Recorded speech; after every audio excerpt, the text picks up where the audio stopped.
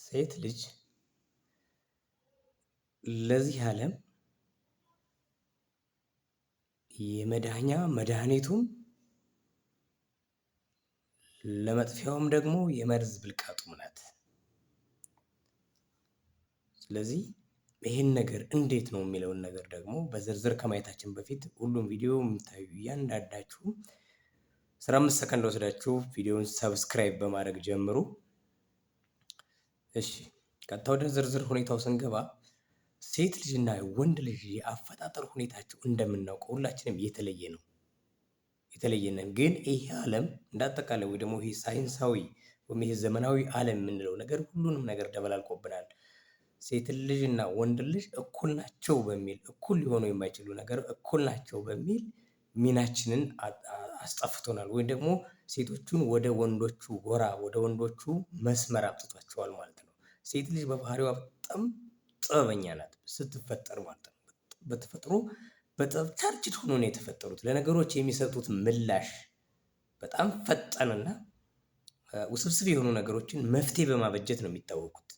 ስለዚህ ይህን አርቲፊሻል የሆነ ነገር አርቲፊሻል የሆነ ትምህርት በደራረብንባቸው ቁጥር ያንን ኦሪጂናል የሆነውን ማንነታቸው ወይ ደግሞ የተፈጥሮውን ጥበባቸውን እያስጣልናቸው መጣና ዓለም እዚሁ ቀውስ ውስጥ እየገባች መጣች ማለት ነው። ስለዚህ የእነሱ ተጽዕኖ ቀላል አይደለም። ልጆቻቸውን በአግባቡ ያሳደጉ ሴቶች፣ በጥበበኛ ሴቶች ያደጉ ልጆች ዓለም ላይ ተጽዕኖ ፈጣሪ ናቸው። ዓለም ላይ በጣም ተጽዕኖ ፈጣሪ የሆኑ ሰዎች በእናቶቻቸው ጥሩ እንክብካቤ ያደጉ ናቸው ማለት ነው። አብዛኛውን ጊዜ ይሄን ነገር ይከሰታል። እንደ ምሳሌ እንኳን ማንሳት ብንችል ብዙውን ጊዜ ሰምታችሁ ከሆነ ወይ ደግሞ ሰርች አድርጋችሁ ማየት ትችላላችሁ። የዓለማችን ከሀብታሞች ጎራ የሚሰልፈው ሪቻርድ ብራንሰን አሁን ብዙውን ጊዜ እናቱ ናት ለዚህ የስኬት ማማ እንዳበቃቸው የሚናገረው ማለት ነው። ብዙውን ጊዜ እናቱ ለዚህ የስኬት ጫፍ እንዳበቃቸው ይነገራል። በጨለማ በ4 ዓመት ትልከኝ ነበር ያለ፣ ስፈራ በግዴታ ትልከኝ ነበር ይላል። ስለዚህ በጥበብ ነው ያሳደገችው። ዛሬ እሱ ምንም ነገር ሳያግደው የሚፈልገውን የስኬት ቁንጮ ተቆናጦ ይገኛል ማለት ነው። በመጽሐፍ ቅዱስ የምናውቀው ሙሴ እስራኤላውያንን ከ400 ዓመት የባርነት ዘመን በኋላ ነፃ እንዲያወጣቸው ምክንያት የሆነችው እናቱ ናት። በድብቅ እያጠባችው የእስራኤላውያንን ታሪክ እየመገበች ካሳደገችው በኋላ እስራኤላውያንን ከዛ የባርነት ዘመን በኋላ ባህረ ኤርትራን ከፍሎ ነፃ ማውጣት ችሏል ማለት ነው። ስለዚህ የእናቶች ተጽዕኖ ቀላል አይደለም ማለት ነው። ያ ደግሞ የሚሆነው ሙሉ የተፈጥሮውን ጥበባቸውን ሲጠቀሙ ነው ማለት ነው። ዓለም ይሄን ነገር እያስጠፋን ነው። አንድ አይነት ጾታ እያመጣን ነው። ሴቱንም ወንዱንም ወንድ ማድረግ ማለት ነው። እና ይህን ነገር ብናስብበት የተሻለ ይመስለኛል። እንደኔ ዓለም እዚህ ቀውስ ውስጥ የገባችው ሴቶች አእምሯቸውን እንዳይጠቀሙ በማድረጋችን ነው ማለት ነው። ስለዚህ ሴቶች አሁን አብዛኛውን ጊዜ በስራ ጫና ምክንያት አርቲፊሻል የሆነ ነገር ከተጫነባቸው በኋላ ተመሳሳይ የወንዱን አይነት ስራ ነው እየሰሩ ያሉት። ስለዚህ ኖርማል እንደ ወንዱ ወጥተው ወደ ቢሮአቸው ይሄዳሉ። ልጃቸውን ደግሞ ማደጎ ቤት ወይም ደግሞ እነዚህ ማቆያ ይወድቅና በአግባቡ ማድረግ ሳይኖርበት በቃ አካላዊ ፊዚካል ብቻ ያድጋል ማለት ነው። አእምሮ በደንብ ሳይመገብ ያድጋል ማለት። ያ ካደገ በኋላ ደግሞ ዓለምን ያጠፋል ማለት ነው። ለዓለም ጥፋት የተጋለጠች ትሆናለች ማለት ነው። ስለዚህ ይህን ነገር በአግባቡ ቆም ብለን ብናስብበት። እስክንድርም ስናይ እንደዚህ ነው። በቃ ታላላቅ የሆኑ ሰዎችን እንደ ምሳሌ የዓለማችን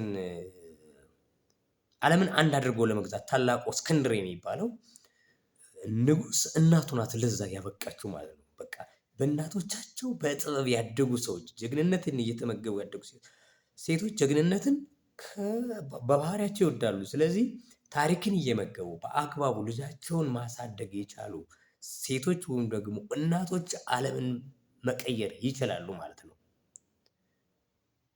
ቶማስ ኤዲሰንም እንዲሁ ማለት ነው። እኔ የማይረባ እቃ ተብዬ የተጣልኩትን ነው ያለ። ልክ ከትምህርት ቤት ሲባረር ልጅሽ ምንም የማይችል ስለሆነ እሱን የሚመጥኑ መምህራን ስለሌሉ ቤት ያስተምር ተብሎ ለእናቱ ሲሰጥ ምንድን ነው ያለ? ልጅሽ ጎበዝ ስለሆነ ያንቺ ልጅ የሚመጥን መምህሮች ስለሌሉ አንቺ አስተምሪው ነው የሚል ነው ያለችው እሷ።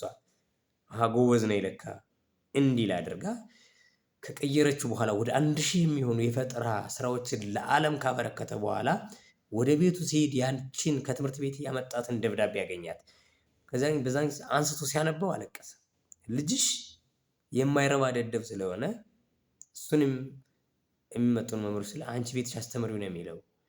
ስለዚህ እኔ የማይረባ እቃ ተብዬ የተጣልሁትን እናቴ የዓለም ምርጡ እቃ አደረገችኝ ያለው። ስለዚህ የሴቶች ተጽዕኖ ቀላል አይደለም። በአግባቡ ልንጠቀምባቸው ይገባል። ሴቶችን ማክበር እና ከጭቅጭቃቸው ይሄ በጠላትነት ልናሸንፋቸው አንችልም። ሴት ልጅ በጠላትነት በተንኮል ማሸነፍ አይቻልም። ምክንያቱም በተንኮል ካየናቸው እነሱ የተንኮል ፋብሪካ ናቸው። ለዛም ነው ለዓለምም የመጥፊያ የመርዝ ብልቃጥ ናቸው ያልኩትም ለዛ ነው። በተንኮልም አንደኛ ናቸው። ምክንያቱም አእምሯቸው በጣም ውስብስብ የሆኑ ነገሮችን ማስኬድ ስለሚችል እነሱ ጋር ጸብን በቀላሉ እንትን ከምንል ይልቅ በጥበብ እና በማክበር እነሱ ሊሰሩ የሚገቡትን ነገር ወይም ደግሞ በጎ ተጽዕኗቸውን ዓለም ላይ እንዲያሳርፉ ብናደርግ፣ ያ ሆነ ማለት ደግሞ ለሚስትነትም ወይ ደግሞ ባላቸውን እንዴት አክብረው መያዝ እንዳለባቸው ያውቃሉ። አሁን እኮ ባላቸውን እንኳን አክብረው መያዝ እኮ አይችሉም። ወንዳ ወንድነት ወይም ደግሞ የወንድነት ካራክተር ነው እየተላበሱ ያሉት። ወንድም ሴትም አንድ አይነት የሆነ ጎራ ላይ ተሰልፈው ተመሳሳይ የሆነ እኩል ነን ይላሉ። ችግር ሲፈጠር ያንን ችግር መፍታት አይችሉም። በቃ ቀጥታ መለያየት። የድሮ እናቶች እኮ ይሄ አርቲፊሻል ትምህርት ያልተጫነባቸው ኦሪጂናል ማንነታቸውን ስለሚጠቀሙት ነው። ለካ አሁን ብዙን ጊዜ ያልተማሩ ሰዎች በትዳር ረጅም ሰዓት ይጸናሉ። ያልተማሩ ሰዎች፣ የተማሩት ደግሞ በትዳር መኖር አቅቷቸዋል። ለምንድን ነው የሚለው ብዙ ጊዜ ያወዛግበኛል። በተረዳሁት አንግል በእኔ እምነት እነዛ ያልተማሩ ሴቶች ኦሪጂናል የተፈጥሮ ጥበባቸውን ይጠቀሙበትና ችግራቸውን መፍታት ይችላሉ። ወንዱን በቀላሉ እንዴት መያዝ እንዳለባቸው ይችሉበታል። ዘመናዊ ሴቶች ደግሞ ተማርን የሚሉ ሴቶች ደግሞ ባላቸውን እንኳን እንዴት ማትረፍና ከሌላ ሴት መከላከል እንኳን አይችሉም። ይህን ቺቲንግ እንኳን ማስቀረት አይችሉም። ከዛ ይልቅ እነሱም ወደዛኛው ጎራ ይሄዳሉ ማለት። እሱ ወደዛ ሲሄድ እሱን ከማስቀረት ይልቅ እሷም በዛኛው ጎራ ውስጥ ትሄዳለች ማለት እና ባላቸውን እንኳን እንዴት መያዝ እንዳለባቸው አይችሉም። ለዛ ነው አሁን አብዛኛውን ጊዜ ምስቅልቅል ከሆነብን የሴቶችን ማንነት በአግባቡ መያዝና መቅረጽም ስላልቻልን ነው አሁን ዓለም ወደ ትዳር አልባነት ወይም ደግሞ ይሄ ወደ ነጮቹ ጋይስ ፌሚኒስት የሚባል ነገር ወደ ጥፋት ባህር ውስጥ እየተቀላቀልን ያለ ነው ማለት። ስለዚህ ይሄን ነገር ብናስብበት፣ በተለይ ደግሞ ሴቶቹ አስቡበት ይሄን ነገር። እናንተም እንደ ንግስት ተከብራችሁ የምትኖሩበት መቼም ልጃችሁን ጥሩ ሆኖ ቢያድግ አትጠሉ። ስለዚህ የእናንተ ተጽዕኖ ባላችሁ ጊዜ አጣባችሁ ልጃችሁን መመገብ ያለባችሁን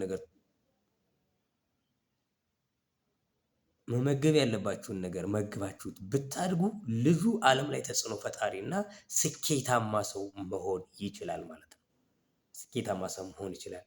ስለዚህ እያሰባችሁበት፣ አንደኛ ትዳራችሁን በአግባቡ ትመራላችሁ፣ ሁለተኛ ጥሩ የሚባል ቤተሰብ መገንባት ትችላላችሁ፣ 3 ልጆቻችሁ ስኬታማ መሆን ይችላሉ ማለት ነው። ስለዚህ ሴቶች የመርዝ ብልቃጥ ከምትሆኑ ይልቅ ዓለምን መቀየር የምትችሉበት እድል ያለው ከእናንተ እጅ ላይ ነው ማለት ነው። ዓለማችን ወደ ገነትም ወደ ሲኦል መቀየር ይቻላል። ስለዚህ ዓለማችን ወደ ገነት የምንቀይርበት እድል ያለው እናንተ እጅ ላይ ነው ማለት ነው።